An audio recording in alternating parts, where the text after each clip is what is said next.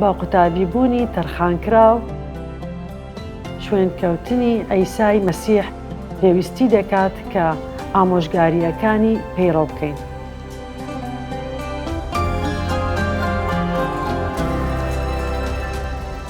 ئەم بنەمایە تەنها لەم بڕگەیەوە هەڵناقوڵێت کە ئێستا دەیخوێنین، بەڕاستی لە هەموو ئنجیلەکانەوە هەڵدەقوڵێت. هەروەها لە تەواوی چیرۆکی کتێبی پیرۆزەوە هەڵدەقوڵێت. لە بانکردنی عیسا بۆ 12 کەس تا شوێنی بکەون، جەخت دەکەیتە سەر ئەو پیاوانە زیاتر لەسەر 4 کەسیان، بەڵام بە دڵنیاییەوە پەیڕەو دەکرێتە سەر هەموو ئەو کۆمەڵەیە کە لەوێدا بوون. با بزانین ئەم بنەمایە چۆن ڕوون دەکەیتەوە کە ئەنجیلی مەتا دەخوێنینەوە. سەرەتا خزمەتکردنی عیسا لە جەلیل دەبینین لە بەشی 4 و ئاەتەکانی 12 و 13.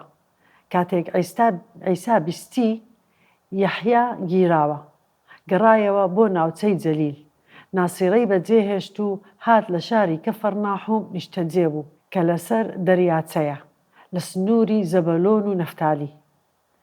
ئەوەی ڕوویدا لە ئۆرشەلیم گرژی زۆر دەبووەوە. یەحیای لە ئاو هەڵکێش زیندانی کرا بەهۆی بەرەنگاربوونی لەگەڵ هێرۆدس، بەهۆی پەیوەندی داوێن پیسیەکەی. هێرۆدس لە کۆتاییدا سەری بڕی. بەهۆی ئەم گرژیە عیسا ئۆرشەلیمی جێهێشت و ڕۆیشت بۆ جەلیل و گەڕایەوە بۆ ناسیرە. ناسیرە ئەو شوێنەیە کە عیسا تیایدا گەورە بوو. دوای ئەوە چوو بۆ قانای جەلیل و کەفەرناحوم لە باکووری دەریاچەی جەلیل. لەوێدا نزیکەی 18 مانگ مایەوە. بێگومان ئەوە بنکەی خزمەتەکەی بوو. هەندێک جار دەچووە باکوور و هەندێک جاریش دەچووە ئۆرشەلیم، بەڵام بە شێوەیەکی سەرەکی لە دەوروبەری دەریای جەلیل خزمەتی دەکرد. کاتێک عیسا بە کەناری دەریاچەی جەلیلدا دەڕۆیشت، 2 برای بینی، شیمۆن کە پێی دەوترا پەترۆس لەگەڵ ئەندراوسی برای، تۆریان فرێدەدایە دەریاچەکە چونکە ماسیگر بوون. عیسا پێی فەرموون وەرن دوام بکەون، دەتانکەم بەڕاوکەری مرۆڤ. دەست بەجێ تۆڕەکانیان بەجێهێشت و دوای کەوتن. دوای ئەمە 2 برای دیکە دەبینن کە یاقوب و یۆحەنا بوون، کە لەوێ ڕۆیشت 2 برای دیکەی بینی، یاقوبی کوڕی زەبەدی و یۆحەنای برای، لە بەلێمێکدا لەگەڵ زەبەدی باوکیان تۆڕەکانیان چاک دەکردەوە. ئەوانیشی بان کرد.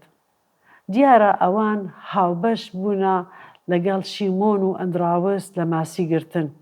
زەبەدی باوک خاوەن کارەکە بوو. دواتر یاقوب و یۆحەنا ناویان لێنرا 2 کوڕەکەی هەورە تریشقا.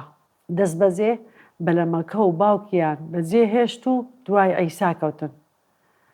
ئەوە یەکەم جار نەبوو کە ئەو کەسانە گوێ بگرن لە ئامۆژگاریەکانی عیسا. ڕەنگە پێشتر گوێیان لێگرتووە کاتێک گەڕایەوە بۆ جەلیل. هەروەها شیمۆن و ئەندراوسیش یەکەم جار نەبوو عیسا ببینن. ئەوان پێشتر لە ئۆرشەلیم عیسایان بینی بوو. جا کە دەڵێت دەست بەجێ مەبەستی ئەو ساتەیە کە بڕیاریاندا بەلەمەکەیان جێبهێڵن دوای عیسا بکەون. بەلەمەکەیان بەجێهێشت مانای ئەوە نییە یەکسەر کەوتنەڕێ لەگەڵ مەسیح، چونکە چۆن خەرجی بژێویان دابین بکەن. دیارە هێشتا لەو کارە دەژیان. بێگومان کاتێک لەما تێدەگەین ئەوە یارمەتیمان دەدات بنەمای ئەمڕۆ تێبگەین کە شوێنکەوتنی عیسای مەسیح واتای چییە. بێگومان کاتێکی زۆریان پێویست بوو تا پێبگەن وەکو قوتابی. ئەوەش لە دوای هەستانەوە بوو، واتە دوای 3 ساڵ و بە بەردەوامیش با بگەڕینەوە بۆ 6 مانگ پێش ئێستا. با بگەڕینەوە بۆ ئۆرشەلیم. 6 مانگ دوای ئەم ڕووداوە لە ئنجیلی یۆحەنا بەشی 1 دەخوێنینەوە. بۆ بەیانی دیسان یەحیا لەگەڵ 2 قوتابی خۆی ڕاوەستا بوو. بێگومان لێرەدا باسی یەحیای لە ئاو هەڵکێش دەکات. یەکێکیش لە قوتابیەکانی ئەندراوس برای پەترۆس بوو. دیارە قوتابیەکەی دیکەش فیلیپۆس بووە. کاتێک عیسای لە کاتی ڕۆیشتندا بینی گوتی ئەوە تا بەرخی خوددا، هەڵبەت ئەوە لە ئۆرشەلیم بوو. کاتێک دوو قوتابیەکە گوێیان لەوە بوو دوای عیسا کەوتن. دەبینن چۆن پێش ئەوەی عیسا ئەندراوس بانگ بکات پێشتر یەکتریان بینی بوو. ئەندراوس یەکێک لە قوتابیەکانی یەحیا بوو.